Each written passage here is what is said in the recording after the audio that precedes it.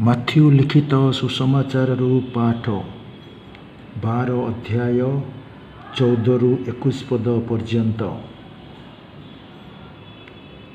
କିନ୍ତୁ ଫାରିସୀମାନେ ବାହାରି ଯାଇ ଯୀଶୁଙ୍କୁ ବିନାଶ କରିବାକୁ ଷଡ଼ଯନ୍ତ୍ର କଲେ। ଯୀଶୁ ତାହା ଜାଣିପାରି ସେଠାରୁ ଚାଲିଗଲେ। କିନ୍ତୁ ବହୁ ସଂଖ୍ୟକ ଲୋକ ତାହାଙ୍କୁ ଅନୁଗମନ କଲେ ଏବଂ ସେ ସମସ୍ତଙ୍କୁ ସୁସ୍ଥ କଲେ। ସେ ତାଙ୍କରି ପରିଚୟ ପ୍ରକାଶ ନ କରିବାକୁ ସେମାନଙ୍କୁ ଆଦେଶ ଦେଲେ। ଏଥିରେ ପ୍ରବକ୍ତା ଯିଶାୟଙ୍କ ଦ୍ୱାରା କୁହାଯାଇଥିବା ଏହି ବାଣୀ ସଫଳ ହେଲା।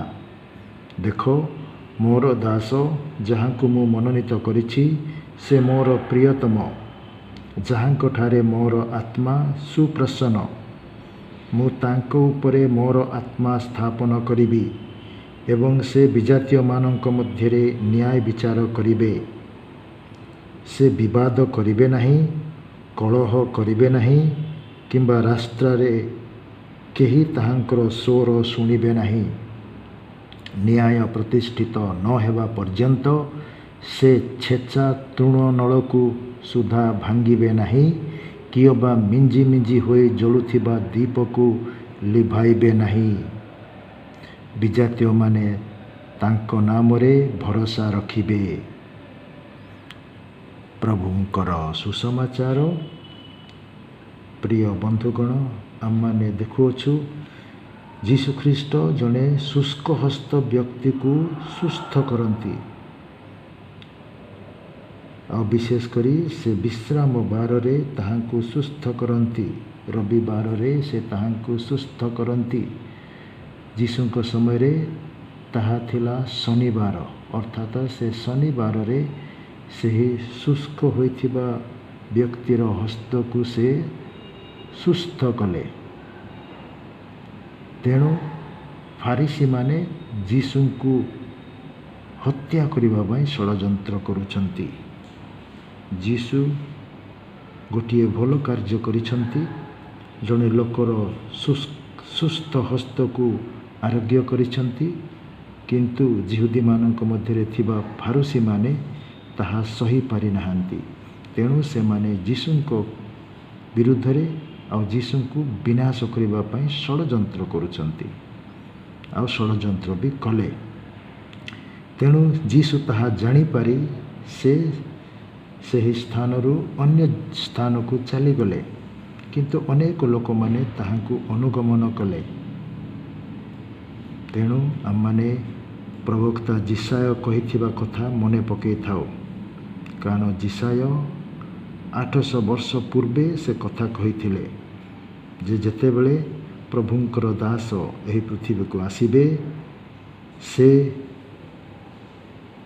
ପ୍ରଭୁଙ୍କର କାର୍ଯ୍ୟ କରିବେ। ସେ ପରମେଶ୍ୱରଙ୍କର ପ୍ରିୟତମ, ଆଉ ପରମେଶ୍ୱରଙ୍କର ଆତ୍ମା ତାହାଙ୍କଠାରେ ସୁପ୍ରସନ୍ନ। ତେଣୁ ସେ ସେହି ଆତ୍ମା ଥିବା ଯୋଗୁଁ ସେ ସ୍ୱଜାତୀୟ ଲୋକମାନଙ୍କ ଆଉ ବିଜାତୀୟ ଲୋକମାନଙ୍କ ମଧ୍ୟରେ ନ୍ୟାୟ ବିଚାର ଘୋଷଣା କରିବେ। ସେ ବିବାଦ କରିବେ ନାହିଁ କି କଳହ କରିବେ ନାହିଁ କିମ୍ବା ରାସ୍ତାରେ ତାହାଙ୍କର କେହି ସ୍ୱର ଶୁଣିବେ ନାହିଁ। କିନ୍ତୁ ସେ ନ୍ୟାୟ ପ୍ରତିଷ୍ଠିତ ହେବା ପର୍ଯ୍ୟନ୍ତ କାର୍ଯ୍ୟ କରିବେ।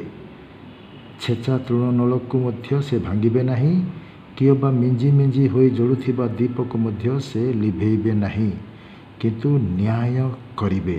ସେ ସମ୍ପୂର୍ଣ୍ଣ ନ୍ୟାୟ କରିବା ପର୍ଯ୍ୟନ୍ତ କାର୍ଯ୍ୟ କରିବେ। ଆଉ ବିଜାତୀୟ ଲୋକମାନେ ତାହାଙ୍କୁ ବିଶ୍ୱାସ କରିବେ, ତାହାଙ୍କଠାରେ ଭରସା ରଖିବେ। ଏହି କଥା ପ୍ରବକ୍ତା ଯିଶାୟ ମସିହ ଯୀଶୁଙ୍କ ବିଷୟରେ 800 ବର୍ଷ ପୂର୍ବେ କହିଯାଇଥିଲେ, ଆଉ ତାହା ଯୀଶୁଙ୍କ ଜୀବନରେ ପୂରଣ ହୋଇଯାଉଅଛି। ତେଣୁ ଯୀଶୁଖ୍ରୀଷ୍ଟ କହୁଛନ୍ତି, ମୁଁ ପୁରାତନ ବିଧାନକୁ ପରିପୂର୍ଣ୍ଣ କରିବା ପାଇଁ ଆସିଛି।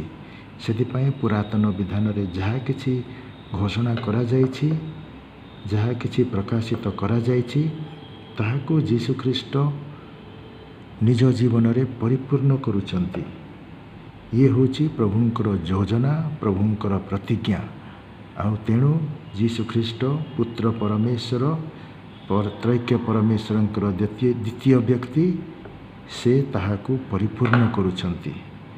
ତେଣୁ ଆସନ୍ତୁ ଆମମାନେ ମଧ୍ୟ ଯୀଶୁଙ୍କୁ ଅନୁସରଣ କରିବା, ତାହାଙ୍କର ଚିନ୍ତାଧାରା ଅନୁସାରେ ନିଜ ଜୀବନକୁ ଆଗେଇ ନେବା, ଯାହାଦ୍ୱାରା ଆମେ ପ୍ରକୃତରେ ତାହାଙ୍କର ଶିଷ୍ୟ ଶିଷ୍ୟା ହୋଇପାରିବା।